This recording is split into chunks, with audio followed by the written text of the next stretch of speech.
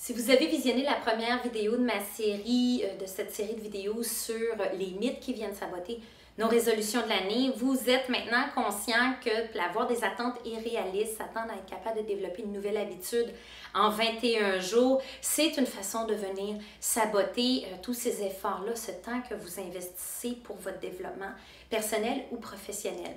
Dans quelques minutes, je vais vous révéler mon deuxième mythe qui est le fait de visualiser mon but accompli va venir me motiver. Donc, ce mythe-là, on en reparle dans quelques instants. Je vais vous expliquer pourquoi est-ce que c'est une fausse croyance, comment est-ce que je peux faire pour éviter de mettre le pied dans le piège, quels sont les outils à ma disposition, parce qu'ultimement, ce qu'on veut, encore une fois, c'est bien sûr que vous réussissiez cette année à tenir vos résolutions jusqu'au bout. Ça vous intéresse? Commençons. Alors, pour vous mettre en situation et pour vous expliquer le mythe qui est visualiser mon résultat fini, mon objectif atteint va m'aider à me motiver. Pour vous montrer que c'est une fausse croyance, je vous explique un petit peu le contexte suivant. Pensons à cette cliente-là qui voulait perdre du poids. C'est un objectif quand même commun qui est pris par beaucoup de gens. Et elle va consulter, pour ça, elle prend les moyens, elle va consulter une nutritionniste qui lui fait un beau plan alimentaire, etc. Et qui, pour l'aider à se motiver pendant tout ce temps-là où elle va mettre en œuvre son plan alimentaire, elle lui suggère de visualiser ce qu'elle va avoir de l'air, ce que ça va lui donner dans sa vie, d'avoir le 10 livres en moins qu'elle espère perdre. Alors, au retour à la maison, la cliente Nancy est tout emballée, motivée. Hein? C'est le beau lancement de cette démarche-là. Alors, c'est le moment où on a beaucoup d'énergie et elle choisit d'en faire un collage.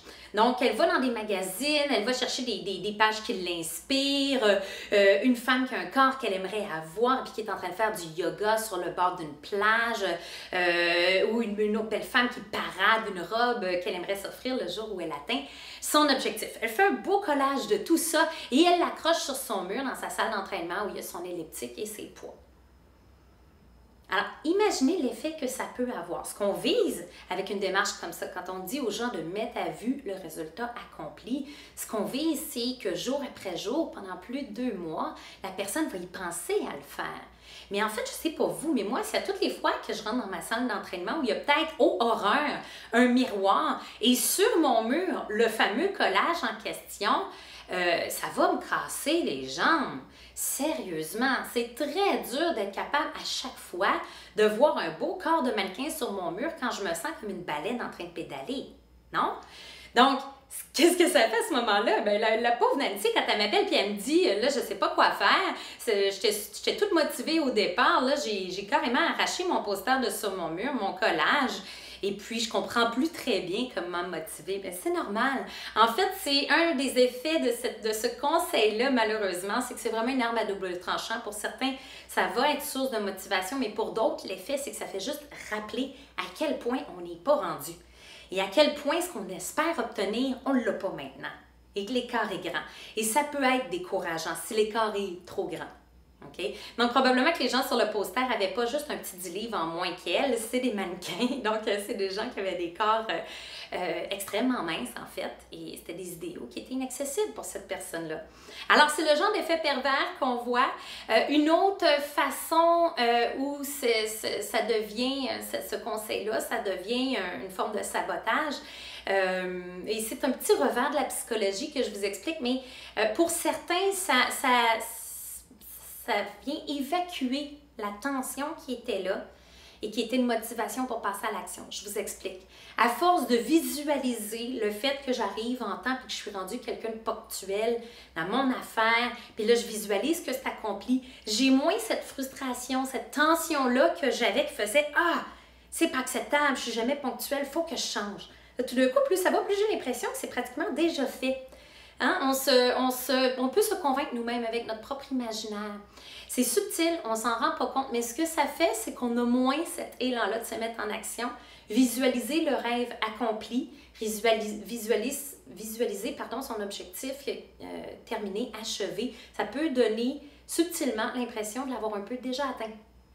Et on peut remarquer à ce moment-là que en fait, ça diminue le niveau d'engagement les participants aux études dans lesquelles ces moyens-là ont été vérifiés. Alors là, évidemment, la question se pose, et pour reprendre la question de Nancy dans ce cas-ci, mais comment me motiver, visualiser mon but, accomplir ce que j'essaie de mettre en œuvre? Si tout le monde conseille ça, alors si ça peut représenter un piège pour moi, je fais quoi?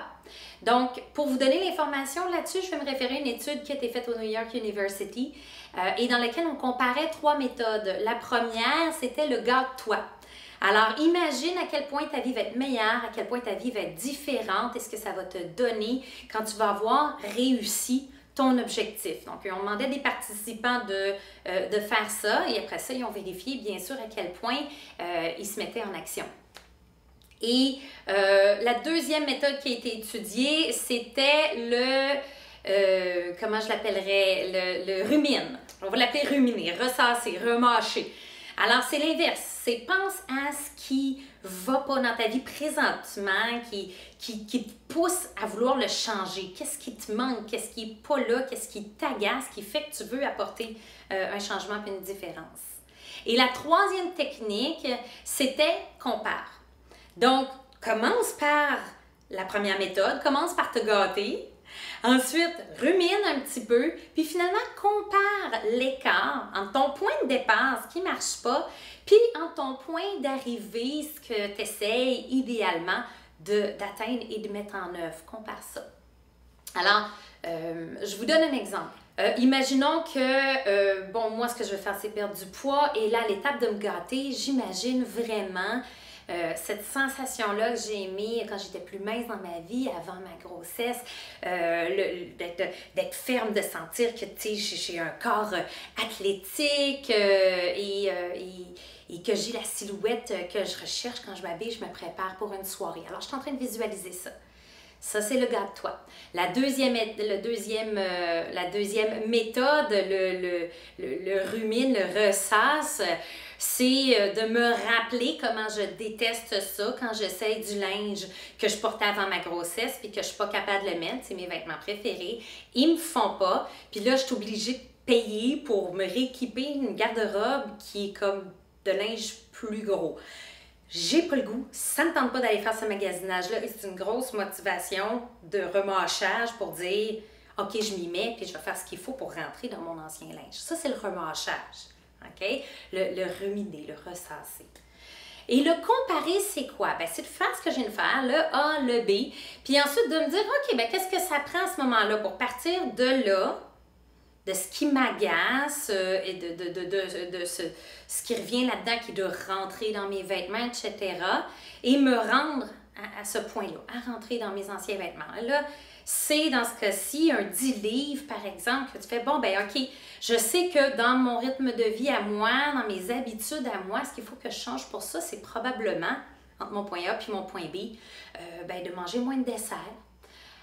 D'être moins gourmande pour les desserts, probablement d'arrêter de grignoter le soir en écoutant la télé, petite mauvaise habitude, sinon qu'est-ce qu'il y a qui nous sépare entre les deux?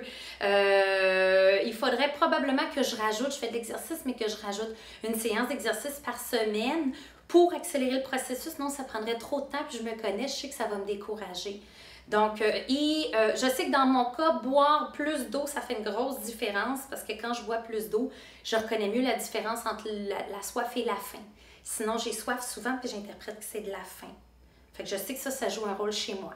Donc, il y a vraiment, vous voyez, une étape là dans la troisième stratégie de comparer qui demande de faire une réflexion sérieuse il y a le point A où je suis, il y a le point B où je me rends, puis comment est-ce que je fais pour traverser de A à B. Et ce que cette étude-là a démontré, c'est qu'évidemment, on s'en doute, la méthode C, la dernière méthode, celle de comparer, est celle qui suscite le plus d'engagement chez les participants, qui les fait le plus se mettre en action pour accomplir leur objectif, développer la nouvelle habitude, tenir leur résolution.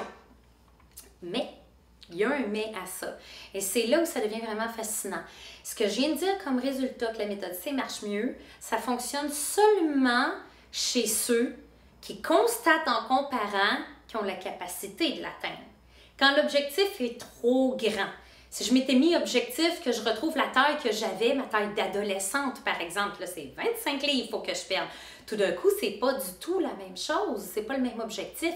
Est-ce que j'y crois vraiment? Je peux partir là, en bataille et me dire que je vais l'atteindre, mais profondément, est-ce que j'ai l'impression que c'est accessible?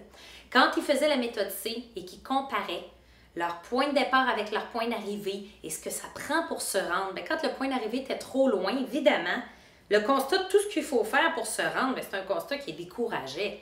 Et pour que je réussisse ça, il faudrait que je mange tous mes fromages, mes produits laitiers, la version sans gras, j'haïs ça. Il faudrait que je coupe le pain, j'adore le pain, j'ai pas envie de couper le pain.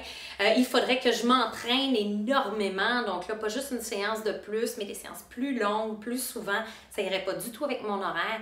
Alors, je regarde tout ce qu'il faudrait que je fasse pour réussir ça, le fameux 25, puis si je suis honnête avec moi-même, je ne suis pas prête à le faire. Et ce qu'ils ont constaté dans cette recherche-là, c'est que soit ça avait un effet d'engagement puissant, c'est atteignable, la personne se met en action, ou soit ça tombe à plat, puis la personne laissait tomber parce que l'objectif était irréaliste. Alors, en quoi savoir ça peut vous aider à réaliser, à tenir vos résolutions cette année? C'est mon objectif, encore et toujours dans cette série de vidéos-là, de réussir à vous informer le mieux possible, à démystifier le processus et les pièges.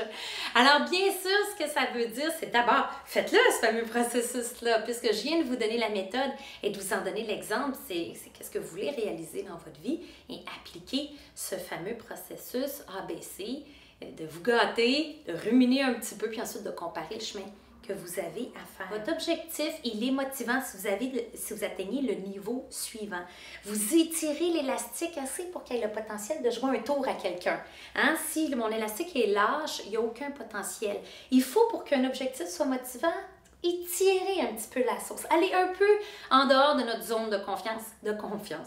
Non, en dehors de notre zone de confort, il faut se mettre au défi. Donc, on va étirer un petit peu l'état actuel des choses, aller au-delà de ce qu'on fait présentement. Donc, on étire l'élastique, mais évidemment, l'objectif, il est motivant et idéal si je casse pas l'élastique. Si je me rends trop loin, eh bien, qu'est-ce qui arrive? La motivation tombe à plat, comme dans l'étude que je viens de vous décrire. Alors, pensez à l'élastique. Faites l'exercice et j'ai pour vous des outils pour vous aider. Je vous les répète, mais quand vous vous inscrivez à mon infolette, non seulement vous avez tous mes conseils de productivité sereine pour vous aider à mieux gérer votre temps, vos projets, vos habitudes santé, bien-être, efficacité, vous organisez au travail, à la maison, vos relations, votre développement, vous obtenez tout ça. Et vous avez aussi, bien sûr, mon e-book gratuit. Puis pourquoi je reviens là-dessus? C'est parce que le e-book Une année pour moi, il y a dedans ce qu'il faut pour vous aider à faire ce processus-là. Dans le premier chapitre, vous avez des phrases à compléter qui vous aident à cibler vos objectifs de l'année, mais aussi à les rédiger dans une forme bien particulière. Une forme qui s'assure, sans faire de vous des experts chargés de projets, rédacteurs d'objectifs SMART et tout ça, qui vous s'assure quand même que les ingrédients essentiels soient dedans, mais d'une façon intuitive et naturel. Donc, c'est dans le e-book et Une année pour moi. Et vous avez un peu plus loin dans le livre une charte de progression, une charte pour suivre vos progrès qui vous fait faire tout naturellement un découpage. Donc, vous prenez votre objectif prioritaire, choisissez-en pas 2, 3, s'il vous plaît. Commencez par 1, donnez-vous une chance. Et ça vous aide à le découper en 4 étapes. Alors, entre A et B, il faut que je passe quel palier important, quel sous-objectif important. Et pour chacune de ces 4 étapes-là, je vous demande de le redécouper en 3 petits pas. Okay? Et ça, vous allez le voir nécessairement en faisant cet exercice-là. Est-ce que c'est à votre portée ou est-ce que ça va vous prendre 2 ans à réaliser ça? Vous ne serez jamais capable de soutenir votre objectif à si long terme. Donc, le découpage que je vous fais faire en 4, en 3, c'est pour avoir une durée de projet qui est raisonnable puis vous permettre de constater si c'est bel et bien à votre portée ou si vous avez cassé l'élastique. Donc, d'ici à notre prochain rendez-vous dans cette 3e vidéo-là, vous avez des devoirs à faire. Allez compléter ces exercices-là. Vous allez déjà avoir un beau bout de chemin en prévision de l'année à venir.